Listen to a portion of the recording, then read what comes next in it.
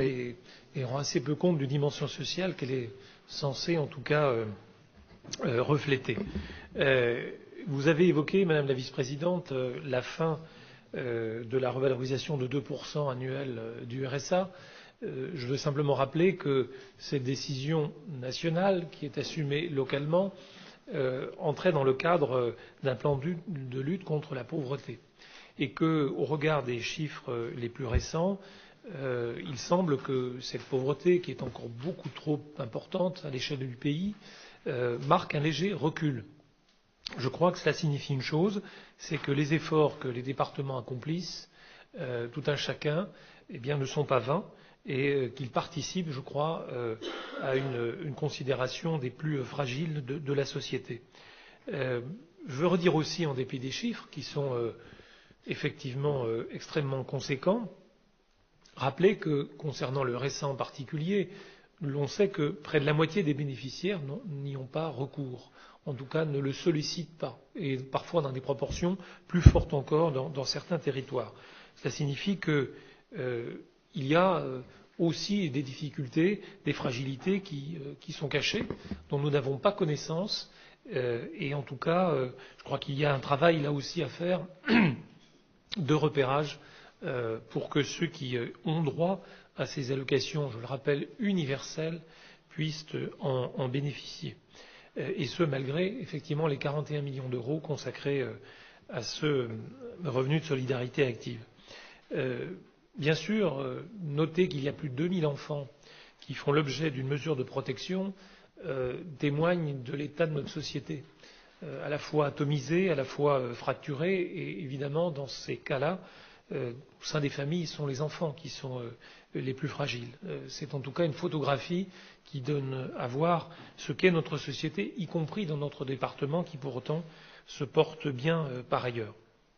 Un point sur la question de la prise en compte de la petite enfance. C'est vrai, il y a un effort particulier d'investissement qui est accompli. Je note l'évolution d'accompagnement, des efforts des collectivités, mais je redis ici ce que j'avais déjà souligné. Au-delà des aides à l'investissement du département, conjugué avec celui de la caisse d'allocation familiale, il y a, en termes de fonctionnement, un reste à charge qui est extrêmement élevé pour chacune des places ouvertes, aux collectivités en particulier, quelle que soit la forme d'ailleurs de gestion, qui peut être aussi la DSP. Et dans le dialogue que nous entretenons en tant que département avec la caisse d'allocation familiale, moi je souhaite que ce sujet puisse faire l'objet d'un débat, même si on sait que la CNAF, la Caisse nationale, donne au fond ses recommandations et en tout cas définit ses propres règles, mais il est vrai que dans un département qui compte autant de parents actifs, plus des 2/3, il y a nécessité, si on veut continuer à accompagner l'activité économique, à faire en sorte que les parents puissent trouver des modes de garde. Mais il est vrai que le reste à charge, compte tenu des barèmes CAF, sont extrêmement élevés. On évoque ici un accompagnement à raison de 4 000 euros à l'investissement, une fois pour toutes. On sait que le prix à la place en fonctionnement est à peu près équivalent à l'année.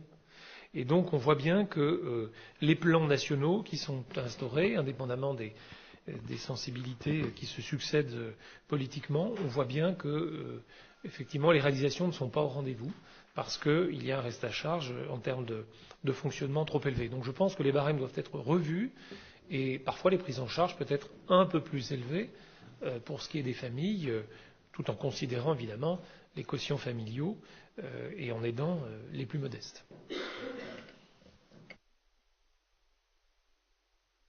Bien. Monsieur Abad. Oui, merci beaucoup. Je voudrais aussi dire la qualité de ce rapport et de ce budget globalement. Alors c'est vrai que sur la question des mineurs non accompagnés, d'abord c'est un sujet complexe, plus complexe que ce qu'on peut croire, où comme vous l'avez rappelé, on a un problème de frontière entre le rôle de l'État et le rôle du département. Et donc forcément on se trouve dans un dessaisissement de la compétence de l'État sur les départements qui sont des collectivités qui aujourd'hui sont exsangues financièrement. Donc il nous faut effectivement trouver un autre système parce que cela crée des situations difficiles sur les territoires et parfois même des situations d'inhumanité, bien entendu.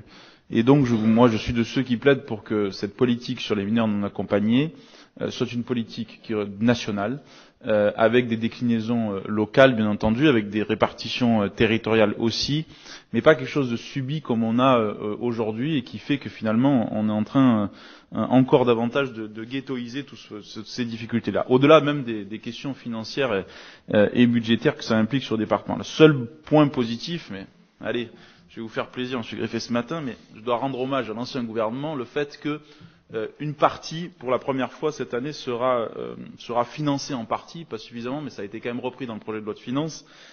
C'est mieux que rien, mais enfin c'est largement insuffisant et surtout c'est une situation qui est très explosive et qui ne va pas s'arrêter comme cela en 5 minutes. Donc je pense que c'est important qu'on étudie toutes les solutions. Moi je rejoins ce qu'a dit Muriel sur le fait qu'il faut vraiment qu'on sorte du dogme de l'hôtel. D'abord parce que ça crée des incompréhensions et ensuite un coût important. Donc après, les solutions qui sont avancées peuvent être toutes effectivement travaillées, parce que la question quand même derrière, c'est que du coup, on n'assure plus notre mission de protection de l'enfance, y compris vis-à-vis de notre département, dans un département qui est aussi en croissance démographique, qui est aussi frontalier avec beaucoup de départements, et donc ça pose quand même un double questionnement et un double problème. Au-delà de la question des mineurs, je voudrais souligner que sur ce budget, c'est un budget qui fait des choix et je trouve que c'est très bien parce qu'on peut faire des politiques de solidarité qui soient efficaces. C'est d'abord le choix, effectivement, de mettre l'accent sur nos personnes âgées et nos personnes handicapées. On le voit clairement dans les évolutions budgétaires. Alors il y a des augmentations qui sont des augmentations, on va dire, naturelles, qui sont liées notamment à l'augmentation de la PCH de manière très forte dans le département, de la prestation de compensation du handicap, mais on a aussi des augmentations qui sont liées à des choix politiques. Je pense aux 400 000 euros d'actions nouvelles dans le plan handicap notamment, et puis je pense également à ce qui sera la maison qui sera le foyer des personnes handicapées vieillissantes qui sera construit à Oyonnax, et je pense que c'est important. Il y a une attente très forte des familles dans notre département. Il y a, on le sait, des difficultés de place et autres. Moi, je voudrais qu'on travaille aussi sur la question de l'autisme, qui est une question très importante et sur lequel on a aussi malheureusement un certain nombre de déficits de place et autres. Mais en tout cas, je pense que ce sont des choses qui vont dans le bon sens. Il faut faire face. Vous savez, il y a beaucoup de disparités, notamment dans la situation des MDPH en France, et donc dans la situation dans le traitement de la politique du handicap en France. Et je pense que c'est très important, en tout cas, que notre département soit toujours en amont sur ces sujets-là. Même chose sur le plan senior, puisqu'il y a des choses qui sont faites dans le bon sens. Et puis, il y a un autre point sur lequel je voudrais m'arrêter, c'est aussi, effectivement, cette année qui est nouveau, la montée en charge de la protection de l'enfance, puisque si on regarde le budget général, on a une augmentation à peu près de 10%, et on a quand même 5%, je crois, sur la partie qui est liée à la protection de l'enfance, ce qui montre bien, effectivement, qu'il y a des phénomènes nouveaux.